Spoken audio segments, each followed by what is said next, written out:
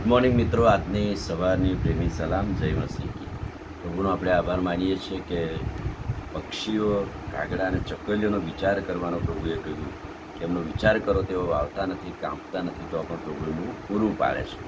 કાગડાઓનો વિચાર કરો ને, એટલે કાગડા વિશેની વાત થોડી જોઈએ તો કાગડો કાળો હોય છે અને બધે જ કાગડા કાળા હોય છે એવી કહેવત છે.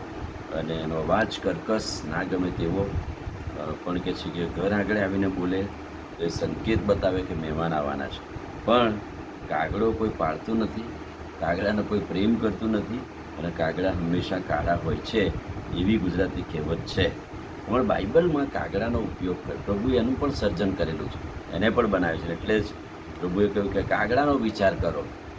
કાગડાઓ કેવી મહેનત કરે છે સવારે, અને કે છે છતાંય પ્રભુ એમનું પૂરું પાડે છે. ઉત્પત્તિ 8 અને 7માં 8મો અધ્યાય 7મું વચન એનો પ્રથમ ઉપયોગ થયો.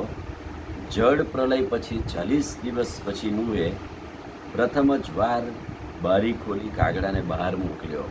બહુ બધા પક્ષીઓ અંદર હતા, પણ નૂહને એમ લાગ્યું કે કાગડાને બહાર મોકલીએ અને બધી માહિતી લઈ આવે, પાણી ઉતર્યા છે કે નહીં એમ. અને કાગડો બહાર ગયો પણ પાછો ફર્યો નહીં. પાણી સુકાયા ત્યાં સુધી આમ તેમ ઉડતો ફર્યો. એટલે કે કાગડો વિશ્વાસુ ના રહ્યો, એ પાછો ના આવ્યો. એને કદાચ બધી ગંદકી ખાવાની મળી હોય અથવા બેસવાનું ના મળ્યું હોય, આમ તેમ ઉડતો ફર્યો. અને કાગડાનો ત્યાં પ્રથમ ઉપયોગ કરવામાં આવેલો છે. બીજી કઈ જગ્યાએ કાગડાનો ઉપયોગ થયો છે?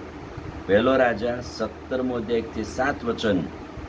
પ્રભુએ એલિયાને કહ્યું કે તું યર્દન પાસેના કરીન્થ નાળા પાસે જા, જ્યાં પ્રભુએ દુકાળના સમયમાં તારા માટે કાગડા દ્વારા રોટલી અને માંસ પૂરું પાડવામાં આવશે. ત્યાં પણ કાગડાનો ઉપયોગ કરેલો છે.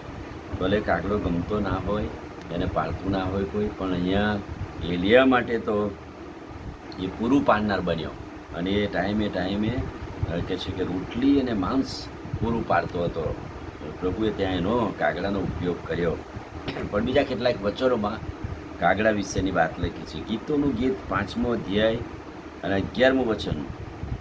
પ્રીતમ કેવો છે, તેની લટો ગુચ્છાદાર કાગડા જેવી કાળી છે, તેના પીંછાના ગૌરવની વાત લખી છે.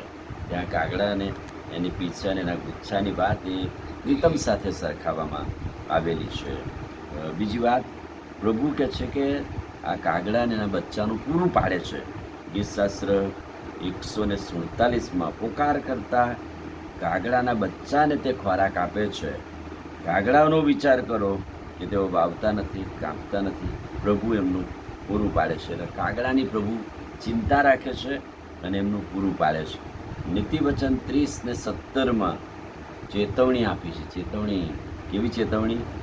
જે આંખ પોતાના બાપની મસ્કરી કરે છે અને જે પોતાની